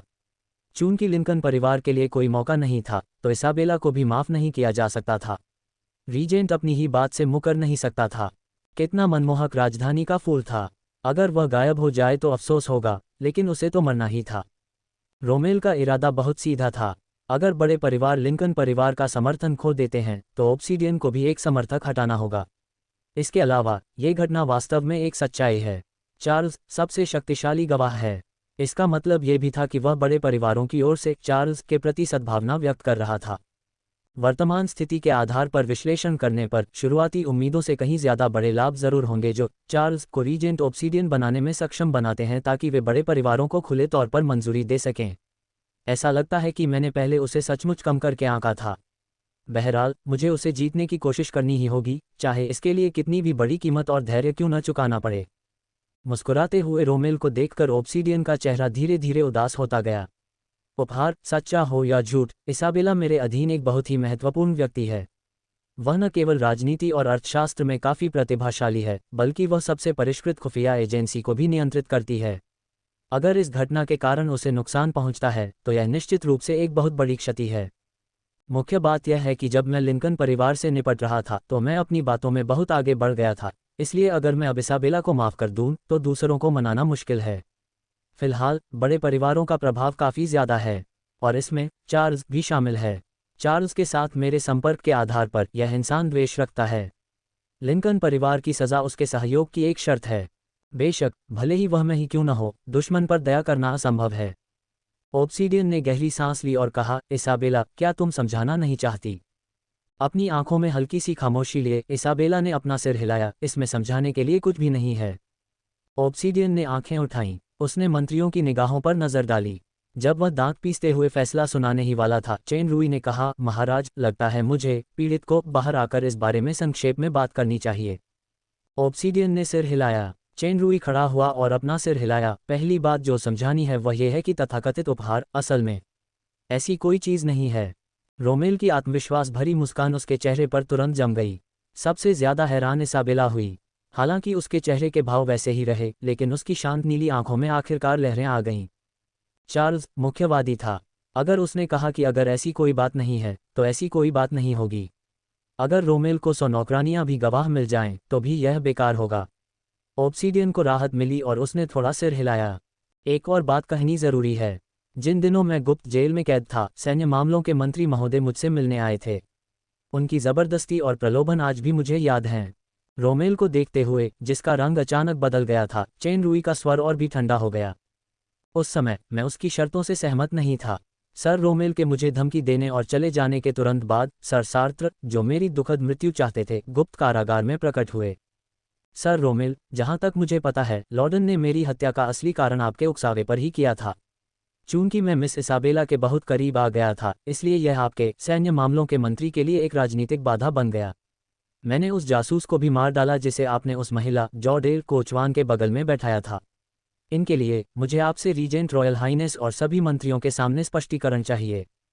रोमेल पूरी तरह से स्तब्ध रह गया। उसे उम्मीद नहीं थी कि चार्ल्स न केवल बड़े परिवारों के लिए उसकी सद्भावना की अभिव्यक्ति को नज़रअंदाज करेगा, बल्कि उसने मामले को पूरी तरह से उसके खिलाफ कर दिया। ये शब्द सत्य और असत्य का मिश्रण थे। ये आपस में गुथे हुए और तार्किक थे। हालांकि कुछ असत्य अंश थे, फिर भी वे रोमेल को अपूरणीय क्षति पहुंचाने के लिए पर्याप्त थे। इसाबेला और चेन रूई की निकटता सर्वविदित थी। एक राजनीतिक शत्रु होने के नाते रोमेल का यही उद्देश्य था। सार्त्र और जॉर्डेल की घटनाओं के साथ रोमेल को उस समय कोई बहाना नहीं सूझा। कई मंत्री, जो थोड़ा बहुत जानते थे, मान गए कि यह सच है। फिर से कानाफूसी का दौर शुरू हो गया। अचानक इस सब का पर्दे के पीछे का मास्टरमाइंड रोमेल ही था, जो अपराधी को पकड़ने की मांग कर रहा था। उसने न सिर्फ चार्ल्स की हत्या की साजिश रची थी, बल्कि इसाबेला को भी फंसाना चाहता था। ऑब्सीडियन ने अपने दिल में ठान लिया और कठोर स्वर में, ठंडे स्वर में कहा, रोमेल, तुम्हारा स्पष्टीकरण क्या है? रोमेल का चेहरा पीला पड़ गया। महाराज, अगर यह बात है तो मैंने इसाबेला को दोषी ठहराने की पहल क्यों की? ऑब्सीडियन ने उसकी अविश्वसनीय व्याख्या को बीच में ही रोक दिया और तेजी से पूछा, क्या आप कभी गुप्त जेल में गए हैं? इस घटना की पुष्टि आसानी से की जा सकती थी, इसलिए रोमेल केवल दांत पीसकर स्वीकार कर सके, हाँ लेकिन जॉर्डेल आपके अधीन था। हाँ लेकिन मेरे साथ अन्याय हुआ है। ऑब्सीडियन ने सिर हिलाया। यह मामला तो साफ हो ही गया है। मैं तुमसे बहुत निराश हूँ रोमेल। मुझे याद है सर रोमेल ने अभी कहा था कि तुम अपनी जान देकर भी इसकी गारंटी ले सकते हो। चेन रूई ने शांति से कहा। यह रोमेल के असफल होने पर प्रतिद्वंद्वी की गर्दन पर चाकू रखने के बराबर था। लिंकन परिवार की घटना ने बड़े परिवार और ओब्सीडियन के बीच संघर्ष को सफलतापूर्वक भड़का दिया था, लेकिन ये पर्याप्त नहीं था। चेन रुई को एक और आग की ज़रूरत थी। इसके अलावा इसाबेला रोमन की मौसी थी। इससे भी महत्वपूर्ण बात यह थी कि वह बेल्फेगोर शाही परिवार की कलाकृति ब्रीज शैडो बोट के ठिकाने को नियंत्रित करती थी, इसलिए वह अभी मर नहीं सकती थी। चूंकि इसाबेला के अपराध को अभी माफ़ नहीं किया जा सकता था, इसलिए यही बात रोमेल पर भी लागू होती है। हालांकि ओब्सीडियन अभी भी हिचकिचा रहा था। सच्चाई चाहे जो भी हो, रोमेल हमेशा से ही वरिष्ठ परिवारों का प्रवक्ता रहा है। वह सार्त्र से बहुत अलग है। अगर मैं रोमेल को वर्तमान पैमाने के अनुसार दंडित या फांसी दूं, तो वरिष्ठ परिवारों के साथ संघर्ष एक श्रृंखला प्रभाव को जन्म देगा। हालांकि भविष्य में ऐसा जरूर होगा, लेकिन अभी के लिए यह वास्तव में बहुत जल्दबाजी है। हालांकि चार्ल्स सबसे महत्वपूर्ण सहयोगी है। इस मामले पर निर्णय लेना वाकई मुश्किल है। मैं वही वाक्य आपको दोहरा सकता हूं, सर रोमेल। उस दिन गुप्त जेल में आना आपके जीवन का सबसे बुरा फैसला था। चेन रुई ने बदले की भावना से कहा। रोमेल के लिए इस समय बहस करना मुश्किल था। उसके मन में एक अभूतपूर्व निराशा उमड़ पड़ी। कुछ देर तक सारा ध्यान ओब्सीडियन पर ही रहा कि वह रोमेल से कैसे निपटेगा।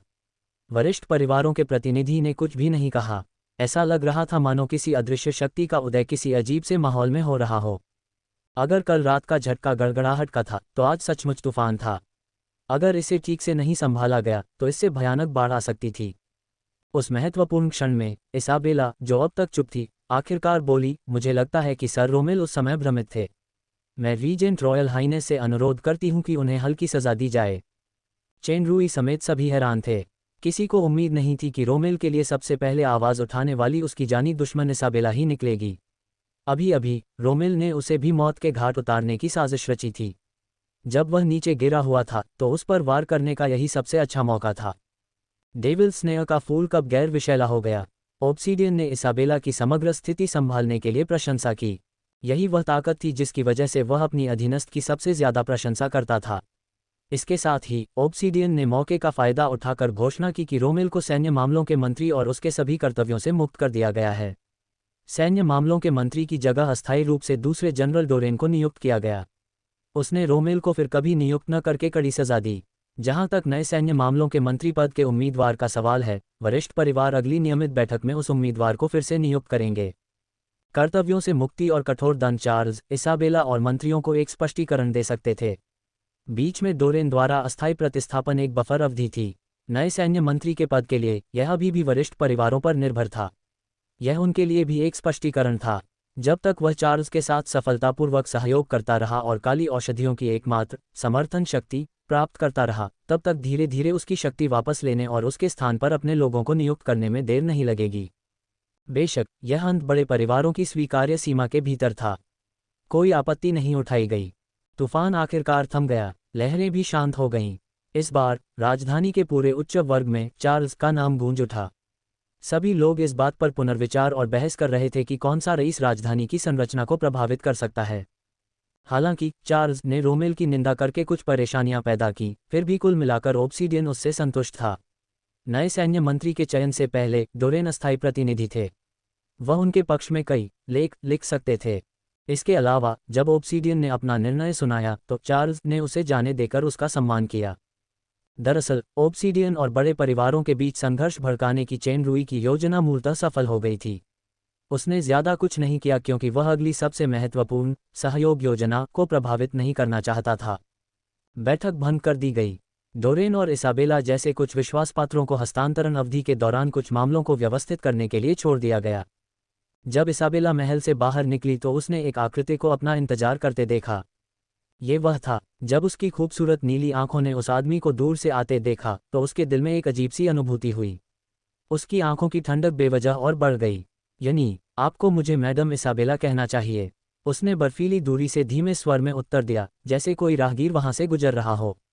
अपना सिर थोड़ा झुकाकर उसने आसमान में धुंधले और बिखरे काले बादल देखे।